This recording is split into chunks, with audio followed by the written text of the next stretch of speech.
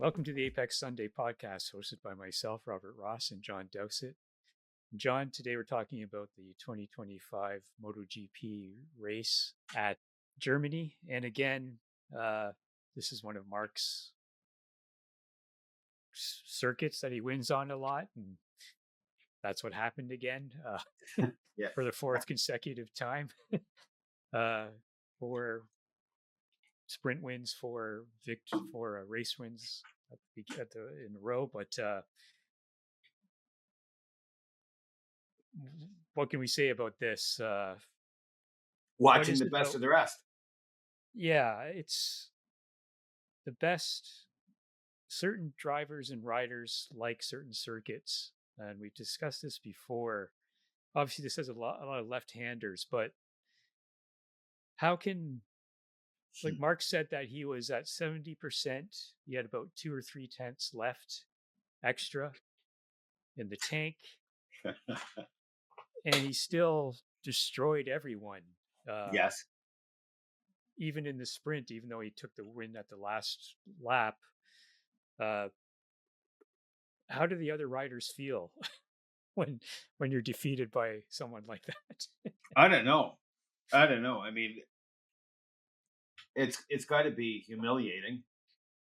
It was evident right from the start that this guy had something that nobody else had on that track. Mm-hmm. And the way he was able to close gaps. So there was one point where I was looking at it and went, well, he's just blown it, hasn't he? He's not going to win this one. And then he wins it. You know, it's how he can make up ground like he can make up ground is just beyond me. Yeah, I mean, remember you mentioned that, you know, in the lower formulas, you work your way up and you're used to winning a lot. And that's why you're working your way up and getting to the top. Mm-hmm. And then you get to the top of the top. And then there's the people who are at the top of the top. And Marc is one of these guys like Senna, like Schumacher, like Stoner before him and Rossi, Mick Doohan.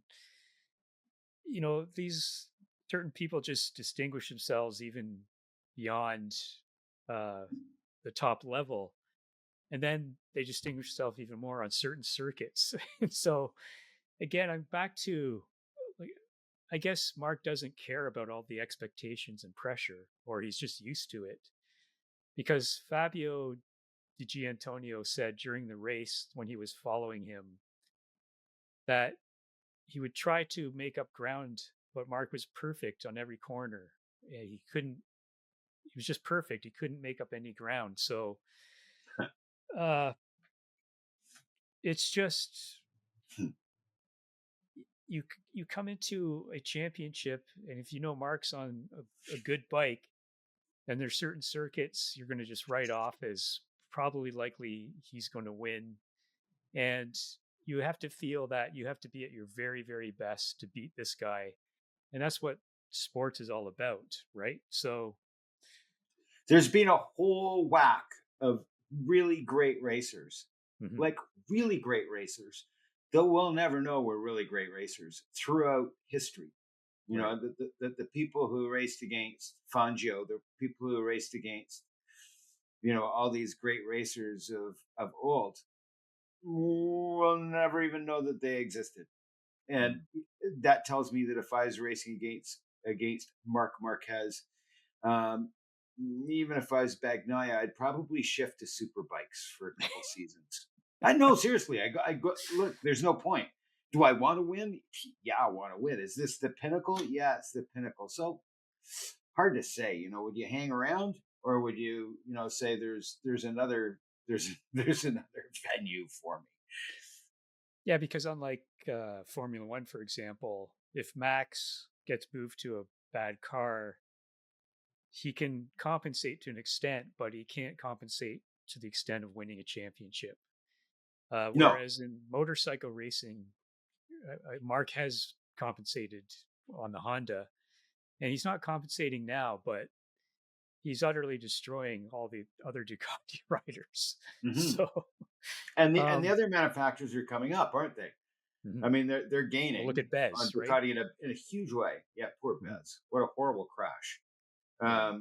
But yeah, I mean, with all these other bikes coming up, maybe it makes you feel a little bit better if you're Pecco that you get beaten by a bike other than Marc, because Right. you can now go to bed at night thinking, well, they're KTM, Aprilia, whoever are coming up the ranks, and now they're competition, whereas they weren't before, or Honda, where they weren't before. So now it's like a better. Um, I can go to sleep a little bit easier knowing that I was beaten by more than just Marc. Mm-hmm. I don't know.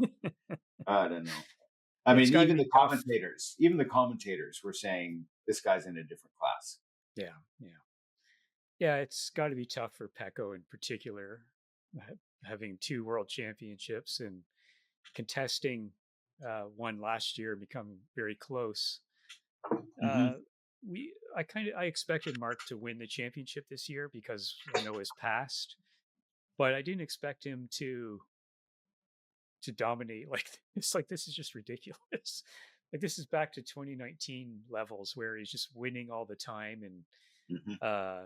no one can touch him. And like you said, it seems like he falls back and it's like, there's no way he's going to win this. And then a few laps later, He's he's right made his there. way past a few riders. And then he's like 3 seconds behind Bez during the sprint.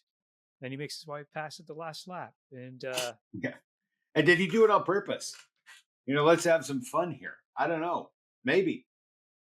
the whole tire pressure thing and all that, who knows? But it's just another Marquez weekend. But having said that, the wet qualifying was interesting.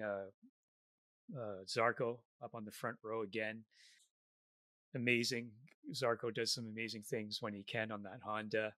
And Fabio Quartararo again on the front row, and finishing third in the sprint.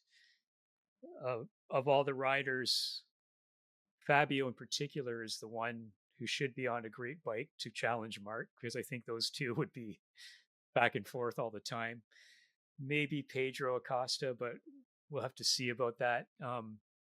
All the other riders, I don't think can really challenge him at this point.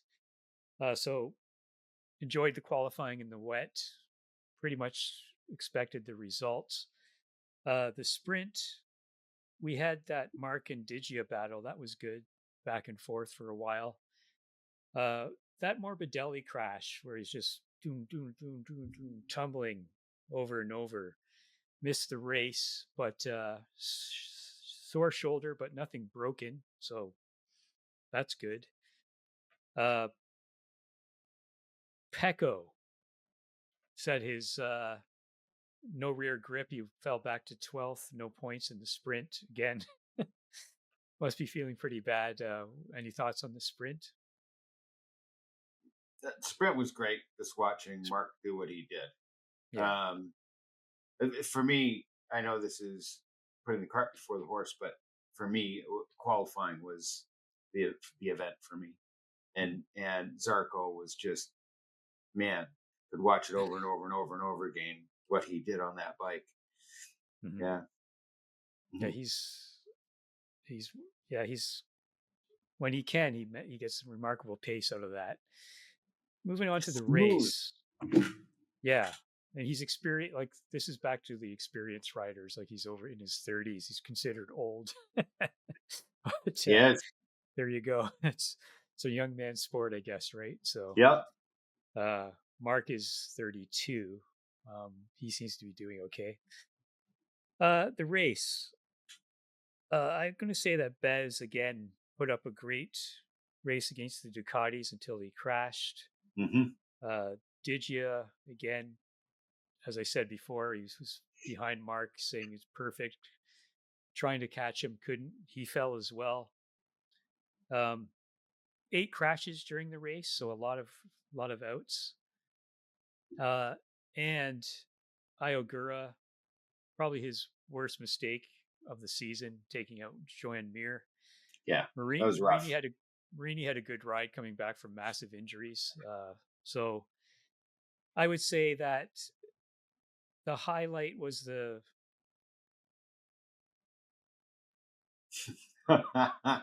was what? There was no highlight. I That's mean, why I it agree. The was qualifying was good. The sprint was good. This race, not so much, right? no. I mean, look, a great start, um, and but the start of any race is great when everybody's all bunched together. Yeah. Um, I think that the sort of if you can put it all together, you can say it was a crash fest. I mean, Yes. that's a lot of bikes going out, and that's not nice. I don't No. like that at all. Um, and other than that, it was a race. But the sprint was kind of interesting. I like shorter races for everything. So yeah, and Well, that here.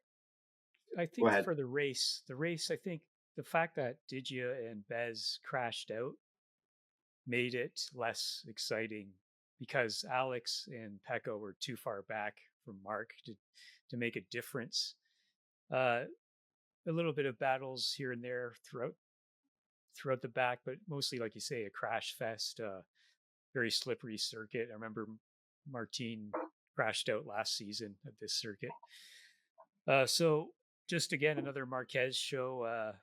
He had the Yes. race under complete control, and uh, good news: this circuit has been renewed for another 5 seasons. They're going to change a few things to increase the safety.